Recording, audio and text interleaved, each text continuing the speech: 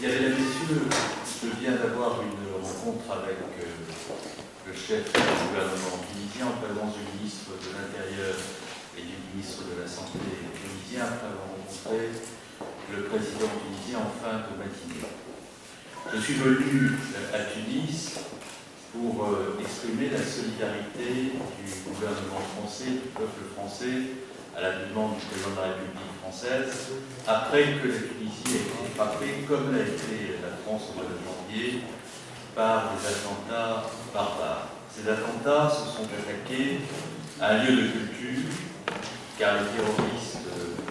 s'en prennent au lieu de culture, à la pensée qui produit des œuvres d'art, des livres, des œuvres philosophiques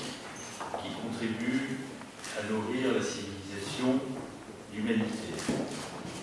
Elle s'en prend à des lieux qui symbolisent la démocratie. Le lieu où a eu lieu cet attentat est également le lieu qui accueille le Parlement. Elle s'en prend aux forces de l'ordre, parce que les forces de l'ordre incarnent dans les démocraties le respect et la force du droit, et par conséquent nous vivons ensemble. Et nous avons nous-mêmes été touchés par la même violence barbare et terroriste à Paris, qui a touché des lieux symboliques qui sont emblématiques de ce qu'est la République française et le message universel que porte la France, des rédactions de journaux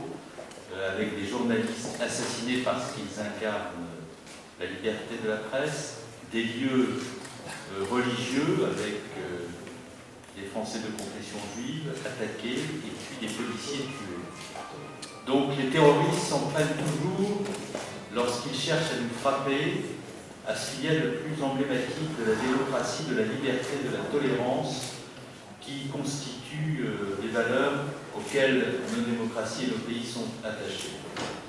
Et à Tunis comme à Paris, les peuples, la société civile, ont décidé de se dresser pour dire que nos sociétés resteraient debout derrière les valeurs que nous incarnons. Et donc si je suis venu à Tunis aujourd'hui, c'est pour exprimer toute la solidarité de la France dans l'épreuve que traverse la Tunisie, parce que nous l'avons vécu nous-mêmes, parce qu'il y a une relation ancienne d'amitié, de confiance, de coopération entre nos deux pays, et aussi et surtout parce que dans l'épreuve, nous devons faire bloc et envoyer un signal extrêmement fort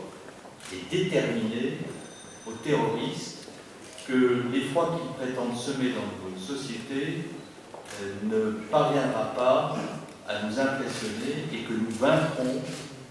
les actes barbares qui visent à nous imposer cet effroi. Aucun terroriste, nulle part où la démocratie est en place, ne parviendra à imposer un style ou un type de vie aux citoyens libres de nos démocraties. Nous sommes venus donc ici aussi pour que par l'approfondissement de nos coopérations, qui sont riches, qui sont approfondies, nous puissions marquer cette détermination face au terrorisme. Il y a déjà beaucoup de travail en commun, beaucoup de sujets mis sur le métier par le service de police, de renseignement, des coopérations très riches, très denses, qui permettent d'identifier des filières, de démanteler des réseaux, de mettre fin au recrutement de ressortissants de notre pays à des fins d'activités terroristes, notamment sur le théâtre des opérations terroristes en Syrie ou en Irak. Mais nous avons la volonté ensemble d'approfondir ces coopérations. Et nous allons le faire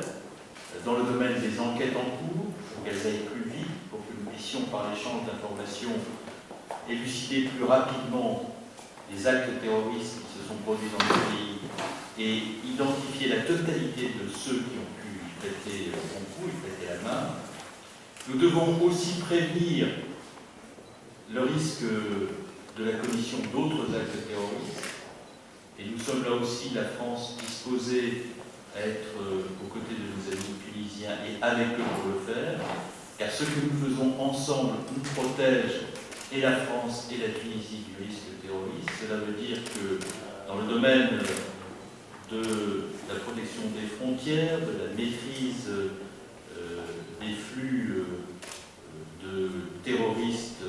par-delà les frontières de la Tunisie, mais aussi par-delà les frontières de l'Union européenne, nous devons pouvoir agir ensemble. Cela signifie que nous devons pouvoir, dans des compétences particulières, juste imposer nos forces, et nous allons de façon déterminée agir autour d'un programme précis dans les semaines et les mois qui viennent pour être plus efficaces dans la lutte antiterroriste, encore que nous le sommes. Enfin, il y a un troisième message que je voudrais envoyer, ce sera le dernier avant que nous nous retrouvions un peu plus tard dans la soirée.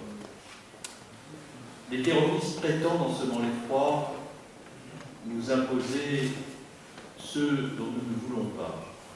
ceux dont nous ne voudrons jamais parce que nous sommes des peuples libres, c'est-à-dire la mise en esclavage des citoyens de nos pays. Nous entendons